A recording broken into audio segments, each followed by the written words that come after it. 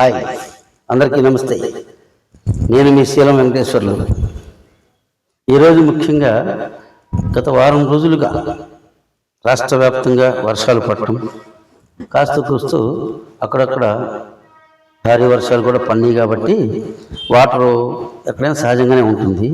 కానీ దీన్ని ఆసరాగా చేసుకొని ముఖ్యంగా వైసీపీ నాయకులు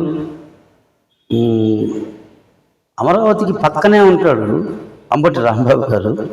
ఆయన ఎందుకు అలా మాట్లాడుతున్నాడో నాకు అర్థం కావట్లేదు. అంటే మరి ఇలా మాట్లాడితే జగన్ గారికి ఇష్టమని మాట్లాడుతున్నాడేమో.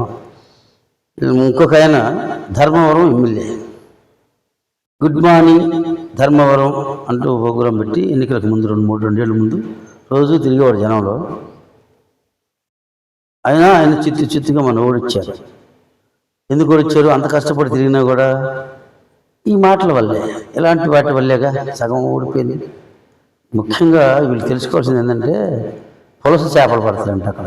ఆయన ధర్మవరం నుంచి వచ్చి అమరావతిలో ఒక్కటి క్లారిఫై తెలుసుకున్నాం మేము. ముందుగా జాతీయ చేతి వృత్తుల ఐక్యవేదిక పార్టీ రాష్ట్ర అధ్యక్షుడిని, ఒక బీసీ నాయకుడిని, ఆంధ్రప్రదేశ్కు సంబంధించిన ఏ విషయంలోనైనా ఆంధ్రప్రదేశ్కు అన్యాయం జరిగే విధంగా మాట్లాడితే చంద్రబాబునైనా విమర్శిస్తాం, లోకేష్నైనా విమర్శిస్తాం, జగన్మోహన్ రెడ్డినైనా విమర్శిస్తాం.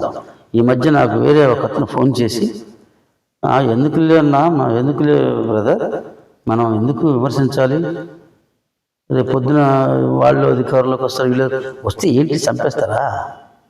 ఎవరు అధికారంలోకి వస్తే మనం తప్పు మాట్లాడుతున్నామా? బూతులు మాట్లాడుతున్నాం? వాళ్ళలాగా ఉన్న సబ్జెక్టుని, ఉన్న విషయాన్ని మాట్లాడుతున్నాం. పులస చేపలు పట్టడం, అక్కడ చేపలకి ఫిష్ మార్కెట్ పెట్టి బాగా చేసుకోవచ్చు అని అనటం కరెక్టా? అమరావతిలో చేపలు పట్టే అంత అంటే సముద్రం ఎదురుదిందా? సముద్రం నుంచి ఎదురెక్కే చేపలు కదా, గోదావరి నుంచి ఎదురొచ్చే చేపలు కానీ పులసలుగా మారుతాయి. అది సరే. అసలు ముందు అమరావతిలో అన్ని ప్రాంతాలు, అన్ని గ్రామాలు తిరిగిన వాడిని నేను. నెలలో ఒకసారి అమరావతి వేస్తుంటా. మాకు 55 నుంచి 60 కిలోమీటర్లు అమరావతి. ఇంత దారుణంగా మాట్లాడుతున్నప్పుడు మాట్లాడకుండా ఎలా ఉంటాం? పైగా ప్రతిపక్షంలో ఉన్నాం కాబట్టి మేము కూడా అధికార పక్షాన్ని విమర్శించేసాం. ఏ టైంలో విమర్శించాలో, దేని మీద విమర్శించాలో దాని మీద విమర్శిస్తాం. అమరావతి అసలు అభివృద్ధి కాకూడదు. అమరావతి మీద ఒక కుట్రపూరితంగా వీళ్ళు వేస్తుంటే, మాట్లాడుతుంటే, దాని మీద మచ్చ బురద జల్లుతుంటే, పెట్టుబడులు కూడా రావు. ఈ రకంగా మాట్లాడుతుంటే అమరావతికి పెట్టుబడులు రాకపోతే నష్టం ఎవరికి? ఈ రాష్ట్ర ప్రజలకి. అమరావతి అభివృద్ధి కాకపోతే చంద్రబాబుని, టీడీపీ కూటమి ప్రభుత్వాన్ని విమర్శిస్తాం. అభివృద్ధి ఏం చేయడం, ఎందుకు చేయట్లేదు మీరు, ఎందుకు కాలేదు? కానీ అసలుకి లేని దాన్ని ఉన్నట్టుగా మునిగిపోతుంది. 100 సంవత్సరాల నుంచి అక్కడ ఆ ప్రాంతం రైతులు పంటలు పండించుకుని మునిగిపోయినట్టు, కానీ పొలాలు మునిగిపోయి పంటలు నష్టం వచ్చినట్టు కూడా ఎప్పుడు మనం వెళ్ళా. అదే ప్రాంతంలో ప్రజలు కదా.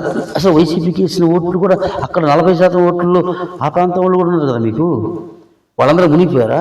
పోనీ మునిగిపోతే వాళ్ళకి మరి ఏదైనా మీరు పులిహార పట్టాలు బాగా ఇబ్బంది పడుతుంటే ఇళ్లలోకి నీళ్ళు వచ్చి మునిగిపోతే, చేపలు పట్టుకునే పరిస్థితి వస్తే మరి మీ పార్టీ తరఫున పిలుపునివ్వాలి కదా. పోయి మీరు బిర్యానీ పొట్టాలో లేకపోతే మంచి చెప్పడానికి ఏదైనా సహాయం చేయాలి కదా. ఒట్టి మాటలు ఈ రకంగా మీరు సాక్షి ఛానల్లో కూర్చొని, అయితే యూట్యూబ్ ఛానల్ కొన్ని పేటీఎం బ్యాచ్కి డబ్బులు ఇచ్చి పెట్టించుకొని ఈ రకంగా ప్రచారం చేస్తుంటే మీ పార్టీకి నష్టం. మీకు ఓట్లు పడవుగా. మిగతా వాళ్ళు కూడా ఓట్లు ఎవరు వేయరు. ఎందుకు వేరంటే మీరు రాజధాని మీద మీరు చంద్రబాబును, తెలుగుదేశం ప్రభుత్వాన్ని విమర్శిస్తున్నాం, వాళ్ళని అంటున్నాం అనుకుంటున్నారు. కానీ ఈ రాష్ట్ర ప్రజలకు తగులుతున్నాయి. అమరావతి అభివృద్ధి చెందకపోతే నష్టపోయేది రాష్ట్ర ప్రజలు. అమరావతి మీద బురద జల్లితే ఈ రాష్ట్రానికి పెట్టుబడులు రాకపోతే, కంపెనీలు రాకపోతే నష్టపోయేది